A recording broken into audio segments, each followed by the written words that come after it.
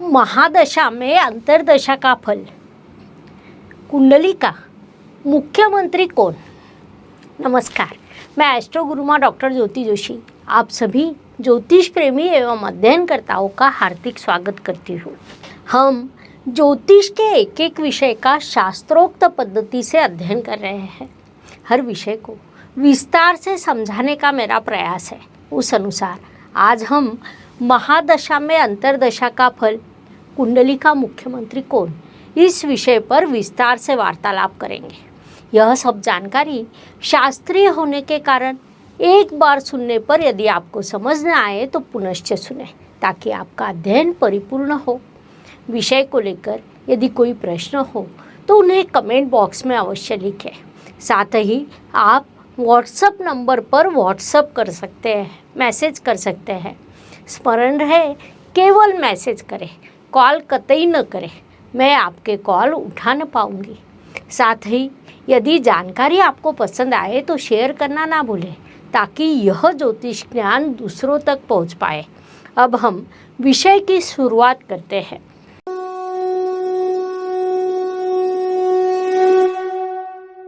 हमने इससे पहले कारक अकारक ग्रहों के नियमों का गहनता से अध्ययन किया। कारक ग्रहों की दशा यदि सही उम्र में प्राप्त हो तो व्यक्ति का जीवन संपन्न बनता है। उदाहरण के लिए मान लीजिए मेष लग्न की कुंडली है। मंगल, रवि और गुरु यह ग्रह कुंडली के कारक ग्रह होते हैं। ऐसे जातक को मंगल की महादशा यदि 18 से 20 वर्ष के वर्ष में मिल जाए तो बहुत बड़ी सफलता वह प्राप्त कर सकता है। उस जातक के कुंडली में लग्नेश होने के कारण मंगल की महादशा विभिन्न शुभ योग बनाती है। लेकिन अगर यही मंगल की महादशा जातक को उम्र के 82 वर्ष में प्राप्त हो तो कितने भी शुभ योग बनते हो, उनकी उपयोगिता शून्य हो जाती है। जातक के कर्तृत्व को प्रोत्साहन नहीं मिल पाता है। मान लीजिए यदि तुला लग्न की कुंडली है, तुला लग्न के लिए शनि महाराज राजयोग कारक ग्रह होता है। शनि की महादशा कब प्राप्त होती है, इस पर उस जातक के जीवन की सफलता या असफलता तय होती है। कारक अकारक ग्रहों के नियमों के अनुसार हमने देखा कि ग्रहों के प्राकृतिक नियम के अनुसार हर कुंडली में 3 कारक, 3 अकारक और एक समग्रह होता है। उससे जातक का जीवन 3 कारक ग्रहों की महादशा या अंतर्दशा पर निर्भर करता है। उसको जीवन में उचित समय पर उचित ग्रह की महादशा प्राप्त हो तो वह उन्नति कर सकता है, अन्यथा जातक की अधोगति भी हो सकती है, क्योंकि अशुभ ग्रहों की महादशा भी अशुभ होती है। शुभ ग्रहों की महादशा में बिगड़े हुए को अच्छा बनाने का सामर्थ्य होता है और अशुभ ग्रह की महादशा बनाए हुए काम बिगाड़ने का सामर्थ्य होता है। इसके कई आश्चर्यजनक उदाहरण हमें आसपास देखने को मिलते हैं। पाठशाला में पीछे बैठने वाला, पढ़ाई पर ध्यान न देने वाला विद्यार्थी आगे चलकर अचानक से बुद्धिमान बन जाता है। उसी के साथ पढ़ने वाला और बुद्धिमान समझने जानने वाला विद्यार्थी आगे चलकर जब करियर बनाने के लिए प्रयास कर रहे होते हैं, तब वह पीछे बैठने वाले विद्यार्थी जीवन में बड़ी सफलता प्राप्त कर लेता है। यह चमत्कार ग्रहों के महादशा के कारण होता है। एक समय पर व्यक्ति या कोई परिवार जो धनवान माना जाता हो, वह आगे चलकर अधोगति को प्राप्त होता है। यह भी ग्रहों की महादशा के कारण ही होता है। दशा इस शब्द का अर्थ कई लोग गलत समझते हैं, लेकिन ज्योतिष में ग्रहों के संदर्भ में दशा का अर्थ समय खंड यह लेना चाहिए। उस अनुसार कुंडली में महादशा या अंतर्दशा का अर्थ ग्रहों का निश्चित कालखंड होता है। उसमें भी महादशा का अर्थ बड़ा कालखंड और अंतर्दशा का अर्थ छोटा कालखंड होता है। ग्रहों का कालखंड पहले से ही निश्चित होता है। उसमें रवि ग्रह के लिए 6 वर्ष, चंद्रमा 10 वर्ष, मंगल के लिए 7 वर्ष, बुध ग्रह 17 वर्ष, गुरु महाराज 16 वर्ष, शुक्र 20 वर्ष, शनि के 19 वर्ष, राहु के 18 वर्ष और केतु 7 वर्ष। इस प्रकार ग्रहों की महादशा का कालखंड निश्चित होता है। महादशा का जब नाम आता है तो समाज में कई गलत फहमियाँ फैली हुई है। उसमें से एक है कि शनि राहु या मंगल की शनि राहु या मंगल की महादशा अत्यंत कष्टप्रद होती है। ऐसा कतई नहीं है। Please like, share and subscribe the channel और हाँ, बेल आइकॉन दबाना ना भूलें। धन्यवाद। कौन सा ग्रह शुभ या अशुभ है, इसका विश्लेषण करने से पहले वह कुंडली में किस स्थान का स्वामी है, इसे देखना आवश्यक होता है। इसका हमने अत्यंत गहराई से इसके पहले अध्ययन किया है। अकारक ग्रहों के नियमों में हमने यह सारे नियम समझ लिए हैं। अगर आपने कारक अकारक के वीडियो अभी तक नहीं देखे होंगे तो पहले आप उन्हें देख ले ताकि आप महादशा समझ पाए। अब हम महादशा या अंतर्दशा के नियमों का अध्ययन करेंगे। कुंडली का योग कारक ग्रह अपनी महादशा और अंतर्दशा में जातक को शुभ फल प्रदान करता है। कुंडली का अशुभ ग्रह अपनी महादशा में जातक को अशुभ फल प्रदान करता है। कुंडली का मारक ग्रह भी अपनी महादशा में जातक पर अवकृपा करता है। यह एक शाश्वत सत्य है। कुंडली में किसी भी कारक ग्रह की महादशा में उसी ग्रह की जब अंतर्दशा आती है तो जातक को उसके शुभ फल प्राप्त नहीं होते हैं।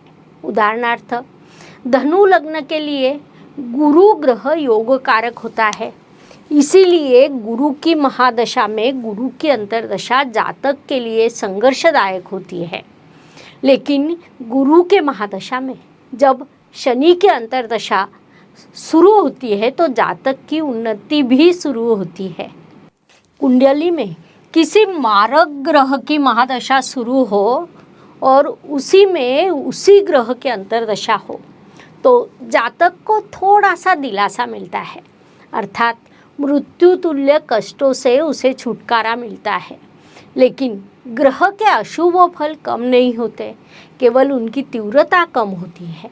साथ ही किसी मारक ग्रह की महादशा में दूसरे मारक ग्रह की अंतर्दशा या संबंधित ग्रह की अंतर्दशा आती है, तब ही मारक ग्रह के विशेष फल देखने को मिलते हैं।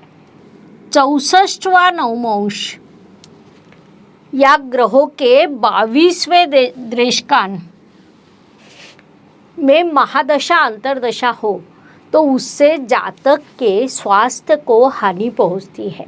इस ग्रह स्थिति में उसे मृत्यु तुल्य कष्ट देने वाला कोई असाध्य रोग या बीमारी होती है। सामाजिक जीवन में जातक को अपमानित होना पड़ता है। ग्रह की इस दशा के कारण जातक पर अप्रत्याशित रूप से संकट आता है। केंद्रेश ग्रह की महादशा में यह 4 स्थान केंद्र स्थान होते हैं। केंद्रेश ग्रह की महादशा में त्रिकोणेश ग्रह की अंतर्दशा हो, यह 3 स्थान त्रिकोण स्थान होते हैं, तो जातक को शुभ फलों की प्राप्ति होती है। किसी भी शुभ ग्रह की महादशा में दूसरे योग कारक ग्रह की अंतर्दशा जातक के लिए लाभकारी सिद्ध होती है। ज्योतिष का अध्ययन तथा शास्त्र की शास्त्रीय तरीके से पढ़ाई करने के लिए मेरी 2 किताबें प्रकाशित हो चुकी है, उनका अवश्य लाभ लीजिए। कुंडली में अशुभ केंद्रेश ग्रह का त्रिकोणेश ग्रह से कोई संबंध है तो उनकी महादशा जातक को शुभ फल प्राप्त होते हैं। फिर बताती हूँ, यदि कुंडली का अशुभ केंद्रेश ग्रह का त्रिकोणेश ग्रह से कोई संबंध है अशुभ केंद्रेश यानी नैसर्गिक अशुभ केंद्रेश, जैसे यहाँ शनि महाराज का त्रिकोणेश ग्रह मतलब गुरु महाराज, इस कुंडली में यदि शनि और गुरु इन ग्रहों का आपस में कोई संबंध है तो उनकी महादशा और अंतर्दशा जातक को शुभ फल देती है। केंद्रेश और त्रिकोणेश ग्रहों की महादशा जातक के लिए शुभ होती है। कुंडली के षष्ठ, अष्टम और द्वादश स्थानों के स्वामी की महादशा या अंतर्दशा जातक को अत्यंत अशुभ फलदायी सिद्ध होती है। कुंडली के शुभ स्थानों के स्वामी यदि एक दूसरे के राशि में, एक दूसरे के गठबंधन में हो, एक दूसरे पर उनकी पूर्ण दृष्टि हो, केंद्र स्थान में या त्रिकोण स्थान में हो तो वे जातक को अत्यंत शुभ फल प्रदान करते हैं। बनाए गए इन 5 प्रकार के संबंध ग्रहों में आपस में हो तो वे जातक पर अपनी कृपा दृष्टि बनाए रखते हैं, अपनी महादशा में, अंतर्दशा में शुभ फल प्रदान करते हैं। कुंडली के उच्च ग्रहों की महादशा, वर्गोत्तम ग्रहों की महादशा और त्रिकोण राशि में स्थित ग्रहों की महादशा, स्वराशि या मित्र ग्रहों की राशि में स्थित ग्रहों की महादशा, इन सभी में जातक को अत्यंत शुभ फल प्राप्त होते हैं। कुंडली में मृत्यु स्थान में अर्थात अष्टम स्थान में स्थित ग्रहों की महादशा से शुभ फलों के प्राप्ति की अपेक्षा नहीं करनी चाहिए। कुंडली में 2 अशुभ स्थानों में स्थित ग्रहों की एकत्रित महादशा या अंतर्दशा में भी जातक को अशुभ फल प्राप्त होते हैं। कुंडली के बाधकेश की महादशा जातक को मृत्यु तुल्य कष्ट प्रदान करती है या उसके जीवन में अनंत बाधाएं उत्पन्न करती है। जैसा कि हम जानते हैं, चर लग्न को लाभेश, स्थिर लग्न को भाग्येश और द्विस्वभाव लग्न को बाधकेश, सप्तमेश बाधकेश होता है। फिर बताती हूँ, चर लग्न के लिए लाभेश, स्थिर लग्न के लिए भाग्येश